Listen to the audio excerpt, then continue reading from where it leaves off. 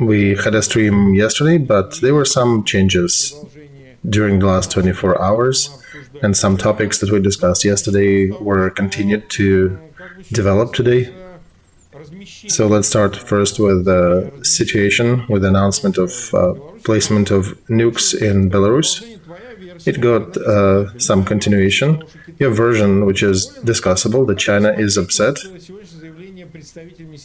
Today we had a statement by Ministry of Foreign Affairs of China. They actually presented their point of view through a nice-looking lady who is working for that ministry. They have not used the word condemn. You think it's a transparent signal? Do you think they need it? Public transparent signal? To China, of course. They showed the whole world that they did not change their position, that they are against the use or any threat of nuclear weapons. And basically that today's management of Russia are assholes, and that's what Chinese said in their diplomatic language. You know why they also let the lady out? To draw more attention to it. Yeah, I was thinking why. Normally it's usually men who are coming out from that ministry. Yeah, I think they're creating a point. They're making a point here, and they're drawing more attention to their statement. They refused Putin offer for cooperation, and I think they refused to support him. And I can only imagine the degree of cursing happening in Beijing, because their visit was completely crossed over and Putin basically spat on their backs as they were flying back home. Chinese who do like predictable and organized politics, and they discussed a joint statement about anti-nukes and all. And Russia then changes course and does a 180. So in order to understand Chinese decision, I'd also suggest look at the alternative. What would be an alternative in this case? What would be an alternative in this case? For China to not say anything, right? So they did make a statement, though. They did not stay mum. And that means the signal did go through. And the statement that they do not approve of nuclear placement in Belarus, that basically is a statement that they do not support Russian position. And I think it's their Asian way of doing it, of presenting that statement in that manner. And once again, apologies for Alexei's video and audio. He is traveling, so he is finding ways to get online regardless. He's saying that and promising that by Wednesday he'll be back in the usual location. So please be kind to his audio. Alright, then let's look on the map. We'll bring it up and we'll show it to the viewers. You probably know it by heart. I do, yes. The last 24 hours, situation didn't change much. The enemy is somewhat quieting down and dying. Their steam is out. And it was not just my guesstimate. I was following the statements of our military officials, and they do say that near Bakhmut it is the time of intensive fighting.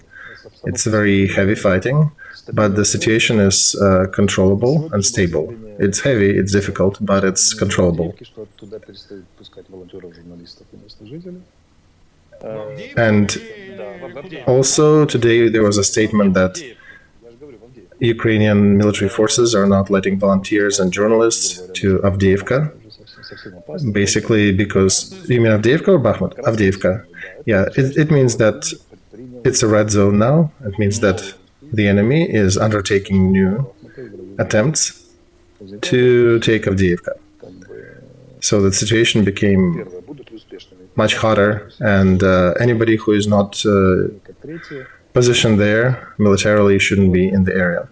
So it means that the enemy is transferring some of the attempts from Bakhmut to Avdiivka, and I would say this is probably their last-ditch effort. Knowing generally the situation of the enemy, they threw the last of their reserves to prove, despite the Ukrainian propaganda, that the steam is out.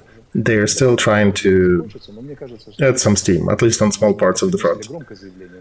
Maybe it's a loud statement on my behalf to say that this is a last-ditch effort, but it's definitely an attempt to solve the unsolvable task.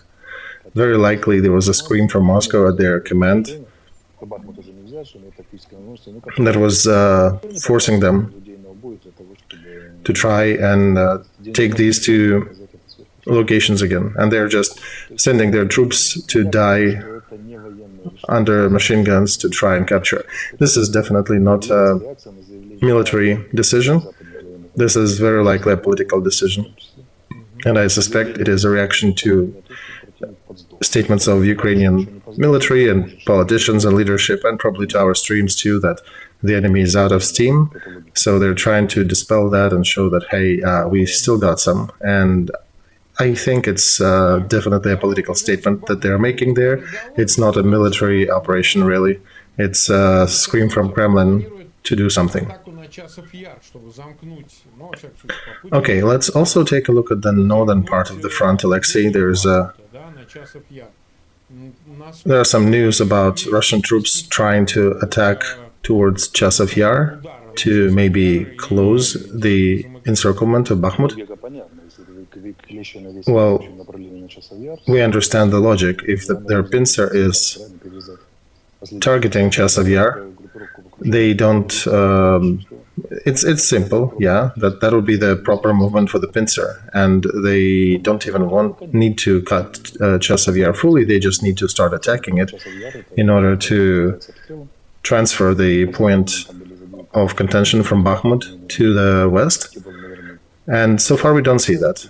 It's a hot area, yes. Many artillery shells and other things reach it, so it's a difficult place to live in, and not blaming any civilians who have to move out.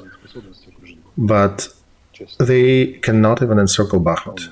I don't see them being able to successfully capture Chasov Yar.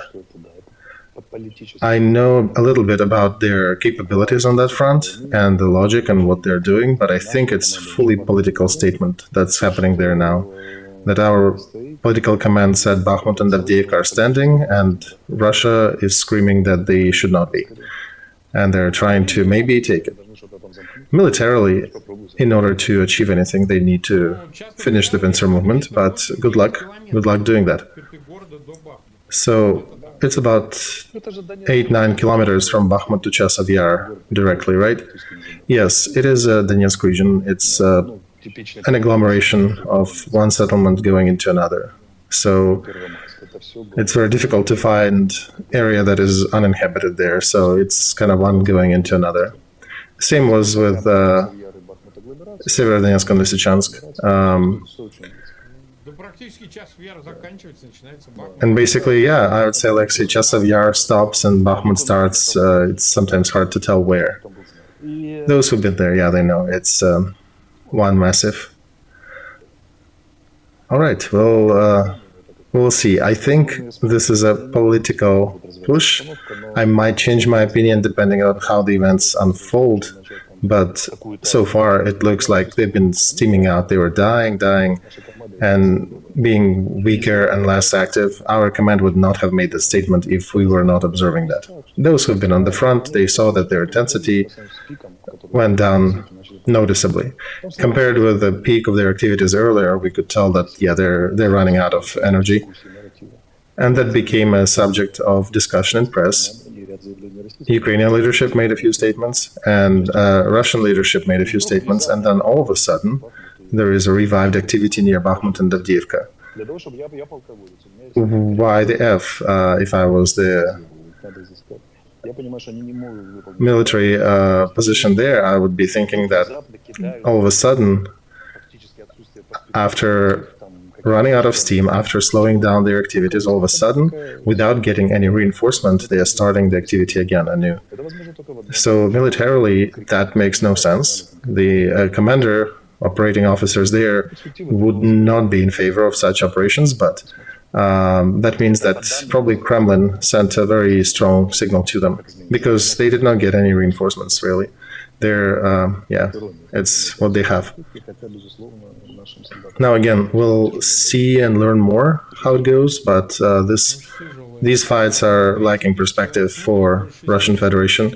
Obviously, they are heavy for our troops defending the positions. It is a heavy fighting, but strategically, it's pointless. All right. There was a statement that an urgent meeting of the Security Council of United Nations will happen on Tuesday or Wednesday. United States announced that, and there was immediate reaction of Russian Ministry of Foreign Affairs that this is an inadequate reaction by some countries to the placement of Russian tactical nukes in Belarus. Tactical nukes are placed on the territory of Belarus, which has the same military doctrine with Russia, and this is a safety measure in the framework of allied relations. And they do not see that as a violation of any international treaty. Well, look, Mark, they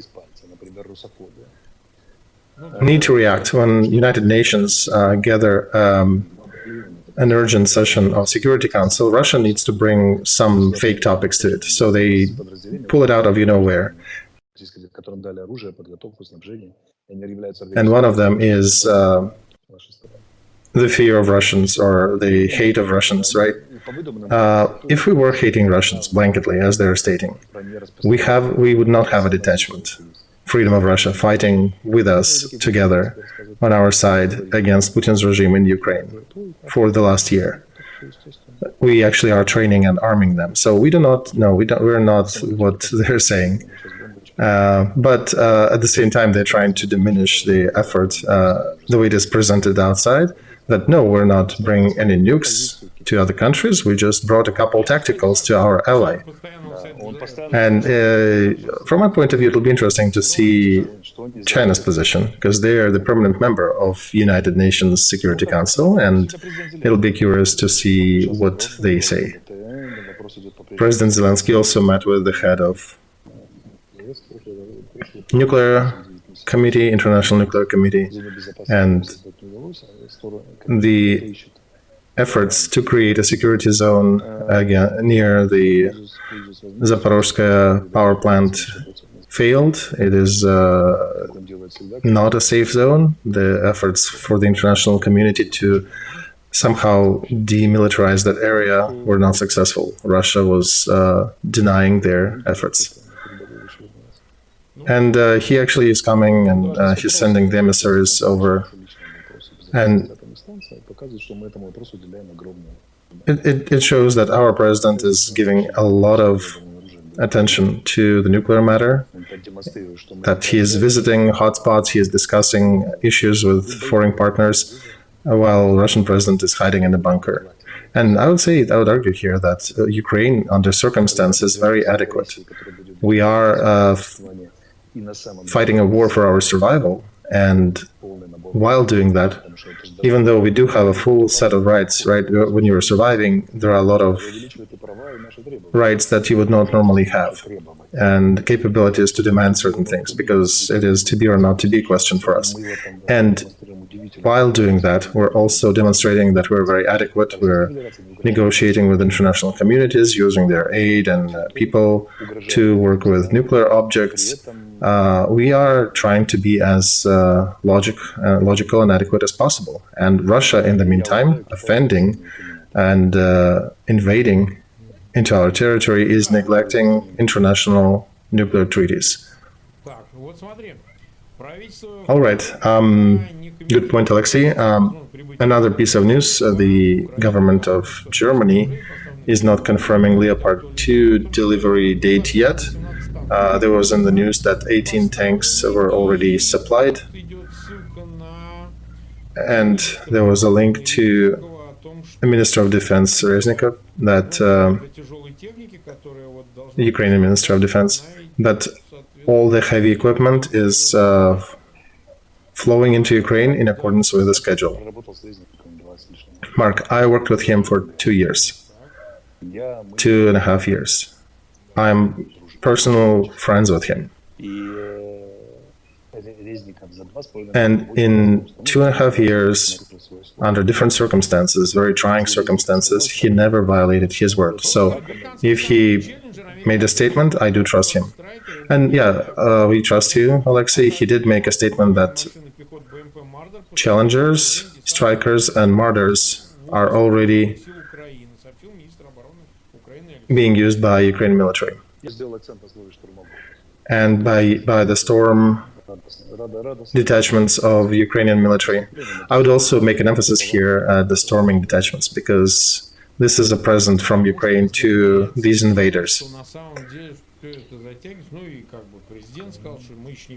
Well, right, Alexei. President did make a statement, the Ukrainian president, that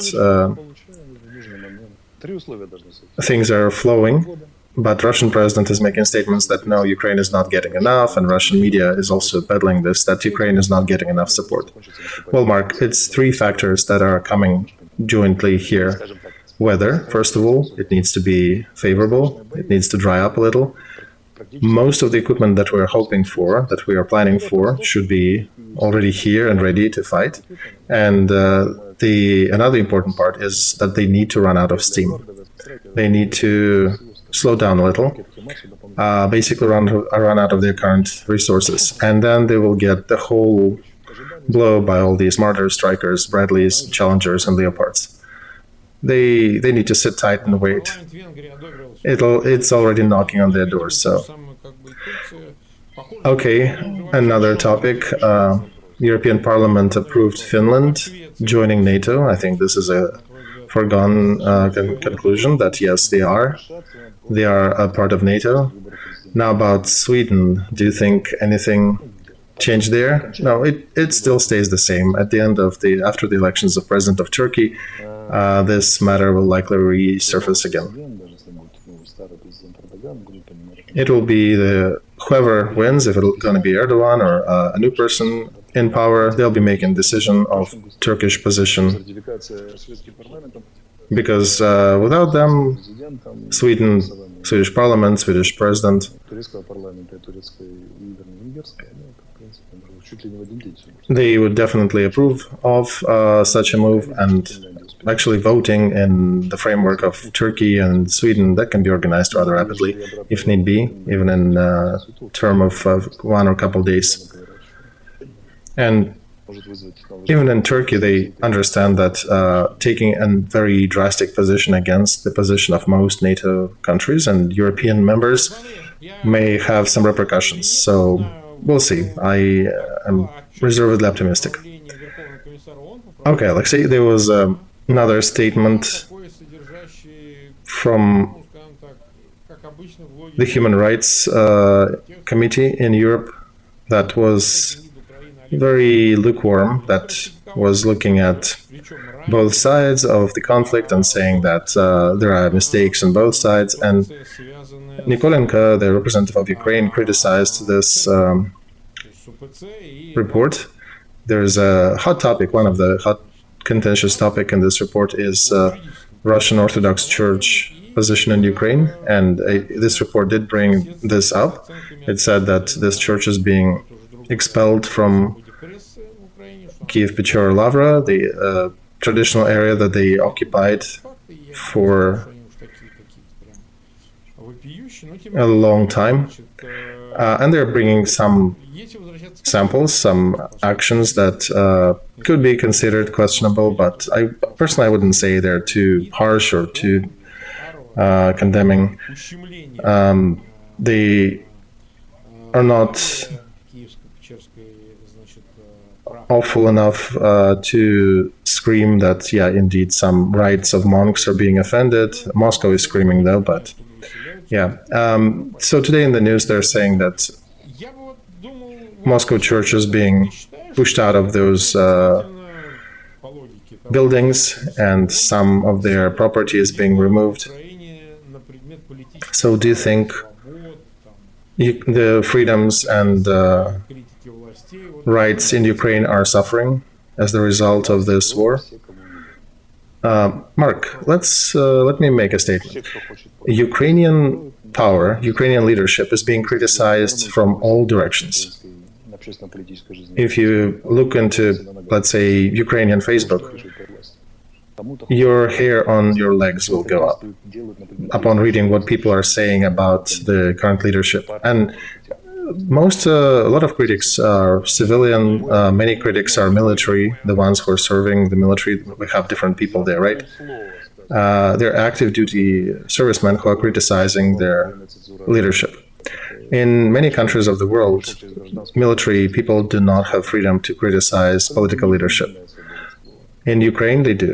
They have freedom to express their opinion. So when people are saying that there are no freedoms in Ukraine, I allow myself to not believe that. I'm sorry, but my position is we have too much freedoms and we're not hunting down the opposition and the voices. Now, there is a position about diminishing some rights of TV channels. That's a more delicate situation because there are some TV channels that were taking certain positions. And when they refuse to support or provide coverage for the efforts of leadership and Ukraine, some other channels stepped in and decided, okay, we will do that. Oh, you're talking about the telemarathon freedom? Right. So there were some TV channels that refused to participate in that earlier. And then a group of other channels came in and said, okay, we will.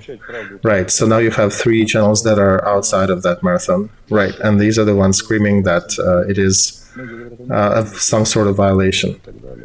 Yeah, what we did, it's...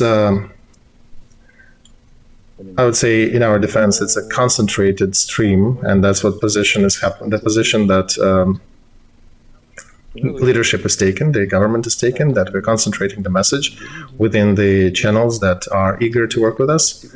And it's the war times. I think people should understand that, of course, while critique of leadership is important, critique of decision is important, there are situations when perhaps it should be toned down a bit, because we do need to first make sure that we do survive. And in order for us to continue to get even more support and dispel all these accusations, we need to have a stronger message. I think our counteroffensive will be the best proof that we are sending this strong message, that we are capable to push the enemy back, because morally and ethically we already are on the higher ground, but we also need to prove that we are capable of using Western arms, and this needs to be demonstrated to foreign taxpayers and their leadership that these millions of dollars spent on Ukraine is more akin to investment than a waste. That Ukraine is actually performing an important security service for the whole world. And we are passing this test every day, every hour of this war. And every media message is also part of that. And I think the effort to create a joint message, a joint stream of news and information taken by leadership is a correct move.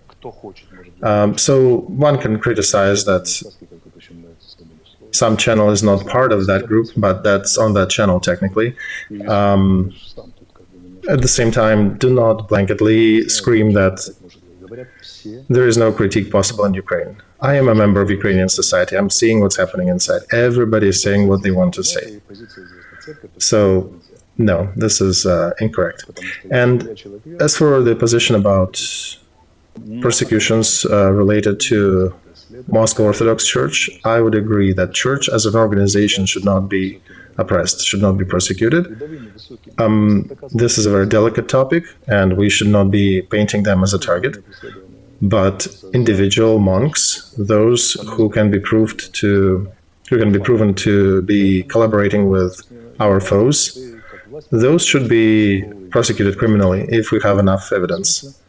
And I think our leadership is going through another serious exam here, because they have to go on the one side between the society that is very aggressively do not like Moscow Orthodox Church and their representation here in Ukraine, although there is a big group of people of followers of that church who are actually fighting on the front on our side.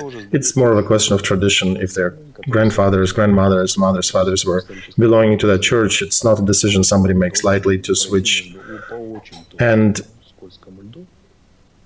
on the other side, they do still need to act, because there are collaborants, there are proven cases of collaborants, and for whatever reason, there is a lot of them in this organization.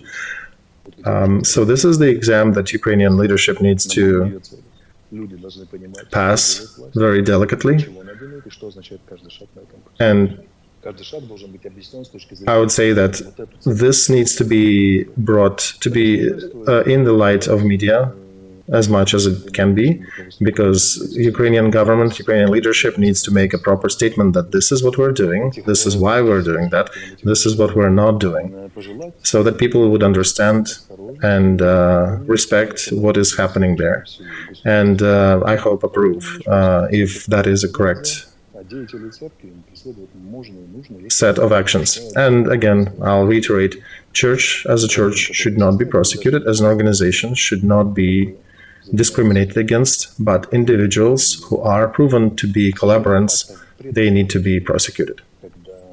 And unfortunately, there are a lot of examples where priests of that church, of that organization, were indeed supporting Russian side by word and by deed.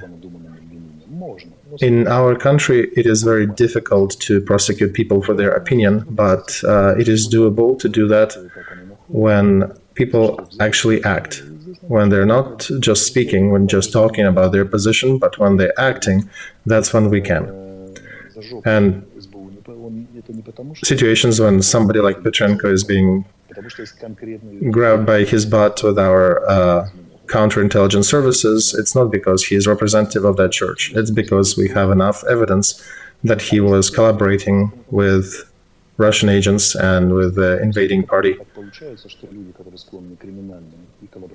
So I would say the other question is that one should ask why people who are prone to criminal dealings and to collaborating with our military opponents, why their concentration within that organization is so high. So that's a question to the church as an organization. And this is not an easy question because, for example, American supporters are Republicans in America. They are very church-going people. They are very rather religious people. And whenever things of church developments are being brought to the limelight, they take it with a certain caution about the Ukraine's position. And, for example, on the Fox News, there was a material that pointedly said that Zelensky is prosecuting church in Ukraine. So that's raising red flags to American taxpayers. We need to be very careful that we do not create such an image. We're not attacking church. And we need to talk more, and we need to actually be more open and transparent that we're not villains here. We actually have 80% of our population who consider themselves believers and go to different services and belong to church organizations. Many of them are fighting on the front, and each detachment on the front actually has, on the right in America, there is a point of view that Ukraine is a sort of the focal point of all the LGBT and weird societal changes support, and that Putin is representative of conservatism and that he is better than whatever is in Ukraine. But they are missing the point that Moscow, right, Alexei, Moscow believes in nothing. They don't believe in God. And LGBTQ, they are part of that. They are very playful there, for lack of a better word. But I want to say here that 80% of our troops of a fighting nation saying that we do believe in God, that we are belonging to churches. There are different confessions, Orthodox confessions on the front. We actually, each detachment has a chaplain in it. So we have Georgian, Jewish, Armenian churches, and Ukraine is religiously very tolerant. There was a case here, probably unique in the world history, when priests of Ukraine Orthodoxy of Kievan Patriarchy were expelled from Crimea, from their buildings in Crimea. Mullahs from our Islam representatives actually allowed them to conduct their services and sermons in the Islamic establishments. So this is I would say, unprecedented example. And people who are giving their lives on the front for European values, they belong to different churches here, and many of them belong to the Moscow Patriarchy. It's a tradition, it could be a tradition within their family. And at the same time, there is an organization where a rather high percent of priests are involved in Russian propaganda and support of Russia. I'm not of an opinion that they're all FSB agents dressed up and cosplaying church, but they definitely have an issue with infiltration. And I think we will, as a country, make a right decision and solve this matter delicately. But yeah, it needs to be brought to light. It's a very sensitive one. Okay, we are being watched by 300,000 people live. We're almost at 100,000 likes. All right, Mark, I'm leaving the stream. Not enough likes. Under 100K, guys, unacceptable. Make sure you click the like button. All right, don't forget to click that button and subscribe to Alexei's channel and to our channel and to Privateer Station if you have not done that yet. All right, another topic we want to discuss. Armenia's situation continues to unfold. Armenia confirmed that they're belonging to the Roman Statute, that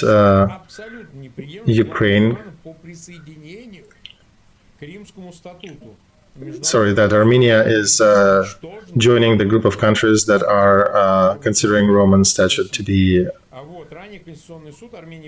active, and they're following that.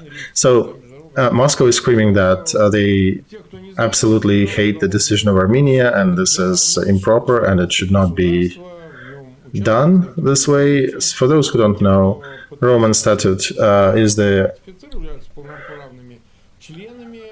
organization of different countries who are joined willfully by member countries. So Armenia is now joining that group. And technically, they will have to execute the order of that International Criminal Court if Putin visits Armenia. By the way, Tajikistan is also the member of the same organization. They not only signed that, they also ratified it in their parliament. I understand their parliament is not an example of democracy, but still, you know, they're another member of Common Defense Treaty that Russia was a part of, is still a part of. So there is a painful reaction from Kremlin.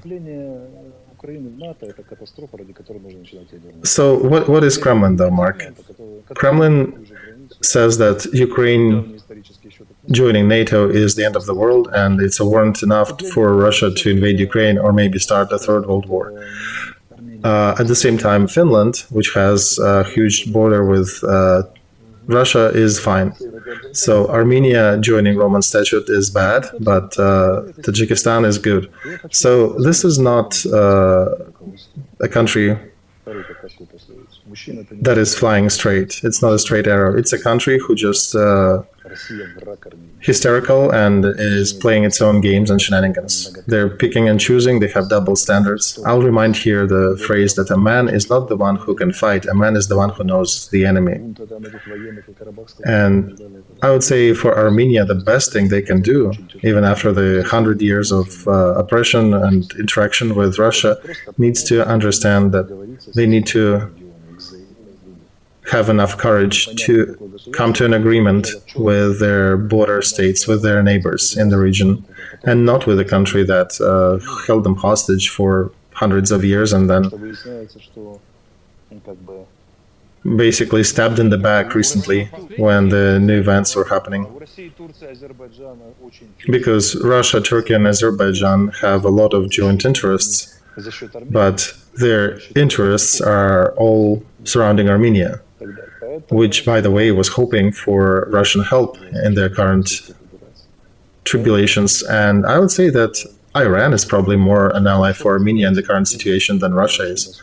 So in this situation, Russia screaming about Armenia, well, yeah, they're just picking and choosing. They have double standards. Armenia will decide for itself, but I think they should understand the true disposition of powers in that region and end their dependency on Moscow once and forever. And whenever they separate themselves and become a truly independent country and find a way to negotiate with neighbors and make sure that they have their economy in order and political freedoms in order, then their relations with Moscow will come to a new level. Not as a satellite that Moscow sees them, but as a country that Moscow understands is an independent country and has rights to make their own decisions. All right, we've been 38 almost minutes live. Are we above 100K now with likes? Yeah, they did. Okay, I'm staying in the stream then, Mark. Many people are asking here about the plans of France to buy back from United Arab Emirates their Mirage jet fighters up to the quantity of 40 and perhaps transfer them to Ukraine. That has not been supported yet, but what do you think about it? Yeah, there was a lot of journalists publishing different things about it, but I would say that aviation is not just jets, it's also training. It's also technicians and infrastructure that allows to repair and rebuild the equipment if necessary, which is not simple, because the school of support that is prevalent in Ukraine is post-USSR. It is not Western. There is a difference. There is a notable difference. Not diminish the achievements of our aviation. They actually are amazing. They were given maybe 3 hours to live after the beginning of war, and they're still making about 20 sorties a day and very much alive and kicking. This is definitely a heroic group of troops, and everybody there in Air Force are heroes, in my opinion, from their leadership to the pilots and to the technicians on the ground, because they need to continue doing their work even though they're at disadvantage and they're being hunted down by our foes, but they're still shooting at their troops, they're still shooting down enemy jets, and it's very difficult to shoot down an enemy who has longer reaching missiles. That's a very non-trivial task, and we have pilots who shot down 4 and even 5 foes already. I did consult with our military. They confirmed that, yeah, we do have ones who, quite a number of pilots who shot 1 or 2, but we even have the ones who also have ones who shot 4 and 5 of Russian jets, and they're successfully fighting with UAVs and other means that Russia sends at us. The guy who was made famous recently, Karaya, he shot about 5 UAVs in one battle. And remember, it's the guy who shot himself a selfie with a bloody face after landing and losing a jet after the successful battle and shooting down a number of enemy targets.